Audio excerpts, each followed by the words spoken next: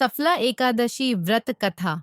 मोक्षदा एकादशी की व्रत कथा को सुनकर अर्जुन ने प्रसन्न होते हुए कहा, हे कमल नयन, मोक्षदा एकादशी की व्रत कथा सुनकर मैं धन्य हो गया। हे मधुसूदन, अब आप पौष मास के कृष्ण पक्ष की एकादशी की महिमा बताने की कृपा करें। उस एकादशी का क्या नाम है? उस दिन किस देवता की पूजा होती है और उसके व्रत का विधान क्या है? मुझ पर कृपा करते हुए यह सब आप मुझे विस्तार पूर्वक बताएं। अर्जुन की जिज्ञासा सुन श्री कृष्ण ने कहा, हे कुंती पुत्र, तुम्हारे प्रेम के कारण मैं तुम्हारे प्रश्नों का विस्तार सहित उत्तर देता हूँ। अब तुम इस एकादशी व्रत का महात्म्य सुनो। हे पार्थ, इस एकादशी के द्वारा भगवान विष्णु को शीघ्र ही प्रसन्न किया जा सकता है। पौष माह की कृष्ण पक्ष की एकादशी का नाम सफला है। इस एकादशी के आराध्य देव नारायण हैं।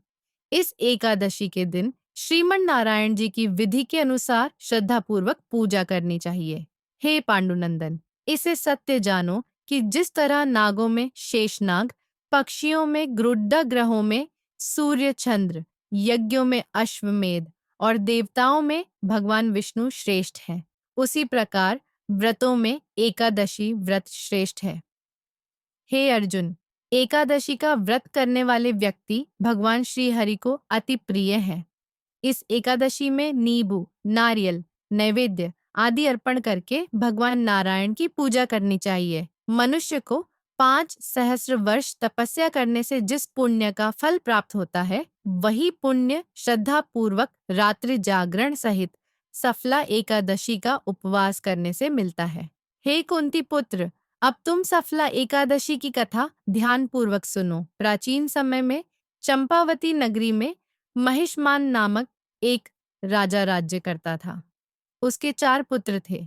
उसका सबसे बड़ा लुम्पक नाम का पुत्र महापापी और दुष्ट था। वह हमेशा पर स्त्री गमन में तथा वेश्याओं के यहाँ जाकर अपने पिता का धन व्यय किया करता था। देवता, ब्राह्मण, वैष्णव आदि सुपात्रों की निंदा करके वह अति प्रसन्न होता था। सारी प्रजा उसके कुकर्मों से बहुत दुखी थी, परंतु युवराज होने के कारण सब चुपचाप उसके अत्याचारों को सहन करने को विवश थे और किसी में भी इतना साहस नहीं था कि कोई राजा से उसकी शिकायत करता। परंतु बुराई अधिक समय तक पर्दे में नहीं रहती। एक दिन राजा महिष्मान को लुम्पक के कुकर्मों का पता चल ही गया। तब राजा अत्यधिक क्रोधित हुआ और उसने लुम्पक को अपने राज्य से निकाल दिया। पिता द्वारा त्यागते ही लुम्पक को और सभी ने भी त्याग दिया। अब वह सोचने लगा कि मैं क्या करूं, कहाँ जाऊं। अंत में उसने रात्रि को पिता के राज्य में चोरी करने की ठानी। वह दिन में राज्य से बाहर रहने लगा और रात्रि को अपने पिता की नगरी में जाकर चोरी तथा अन्य बुरे कर्म करने लगा। रात में वह जाकर नगर के निवासियों को मारता तथा कष्ट देता। वन में वह निर्दोष पशु पक्षियों को मारकर उनका भक्षण किया करता था। किसी किसी रात जब वह नगर में चोरी आदि करते पकड़ा भी जाता तो राजा के डर से पहरेदार उसे छोड़ देते थे। कहते हैं कि कभी कभी अनजाने में भी प्राणी ईश्वर की कृपा का पात्र बन जाता है। ऐसा ही कुछ लुम्पक के साथ भी हुआ। जिस वन में वह रहता था वह वन भगवान को भी बहुत प्रिय था। उस वन में एक प्राचीन पीपल का वृक्ष था तथा उस वन को सभी लोग देवताओं का क्रीडान स्थल मानते थे। वन में उसी पीपल के वृक्ष के नीचे महापापी लुम्पक रहता था।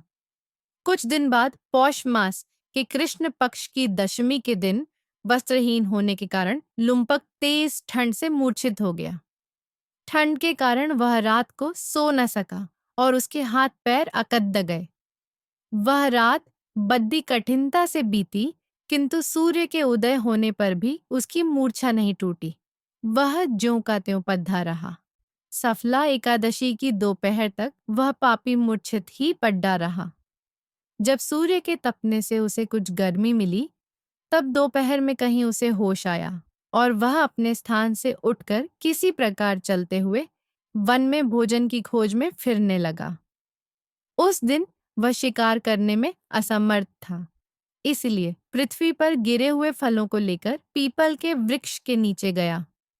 तब तक भगवान सूर्य अस्ताचल को प्रस्थान कर गए थे।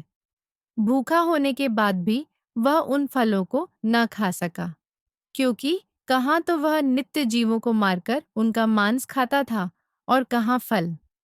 उसे फल खाना तनिक भी अच्छा नहीं लगा, अतः उसने उन फलों को पीपल की जड्डी डिच के पास रख दिया और दुखी होकर बोला, हे ईश्वर, यह फल आपको ही अर्पण है। इन फलों से आप ही तृप्त हो। ऐसा कहकर वह रोने लगा और रात को उसे नींद नहीं आई। वह सारी रात रोता रहा। इस प्रकार उस पापी से अनजाने में ही एकादशी का उपवास हो गया। उस महापापी के इस उपवास तथा रात्रि जागरण से भगवान श्रीहरि अत्यंत प्रसन्न हुए और उसके सभी पाप नष्ट हो गए। सुबह होते ही एक दिव्य रथ अनेक सुंदर वस्तुओं से सजा हुआ आया और उसके सामने खड़िरिढ़ा यह हो गया। उसी समय आकाशवाणी हुई, हे युवराज, भगवान नारायण के प्रभाव से तेरे सभी पाप नष्ट हो गए हैं। अब तू अपने पिता के पास जाकर राज्य प्राप्त कर। जब यह आकाशवाणी लुम्पक ने सुनी तो वह अत्यंत प्रसन्न होते हुए बोला, हे प्रभु, आपकी जय हो। ऐसा कहकर उसने सुंदर वस्त्र धारण किए और फिर अपने पिता के पास गया। पिता के पास पहुंचकर उसने सारी कथा पिता को सुनाई।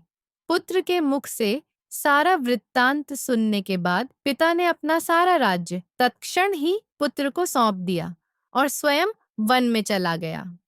अब लुम्पक शास्त्रानुसार राज्य करने लगा। उसकी स्त्री, पुत्र आदि भी श्री विष्णु के परम भक्त बन गए। वृद्धावस्था आने पर वह अपने पुत्र को राज्य सौंपकर भगवान का भजन करने के लिए वन में चला गया और अंत में परम पद को प्राप्त हुए। हे पार्थ, जो मनुष्य श्रद्धा व भक्ति पूर्वक इस सफला एकादशी का उपवास करते हैं, उनके सभी पाप नष्ट हो जाते हैं और अंत में मुक्ति प्राप्त होती है। हे अर्जुन, जो मनुष्य इस सफला एकादशी के महात्म्य को नहीं समझते, उन्हें पूंछ और सींगों से विहीन पशु ही समझना चाहिए। सफला एकादशी के महात्म्य को पढ़ने अथवा श्रवण करने से प्राणी को राजसूय यज्ञ के समान फल प्राप्त होता है। अगर आपने अभी तक चैनल को सब्सक्राइब नहीं किया है तो कर लीजिए, ये ताकि हम आपको हर रोज कथा सुनाएं। कथा सार, यह सफला एकादशी की कथा हमें भगवान के अति कृपालु होने का भान कराती है। यदि कोई मनुष्य अज्ञानवश भी प्रभु का स्मरण करे तो उसे पूर्ण फल की प्राप्ति होती है। यदि मनुष्य निश्चल भाव से अपने पापों की क्षमा मांगे तो भगवान उसके बड़े से बड़े पापों को भी क्षमा कर देते हैं। लुम्पक जैसा महापापी भी भगवान श्री हरि की कृपा से वैकुंठ का अधिकारी बना।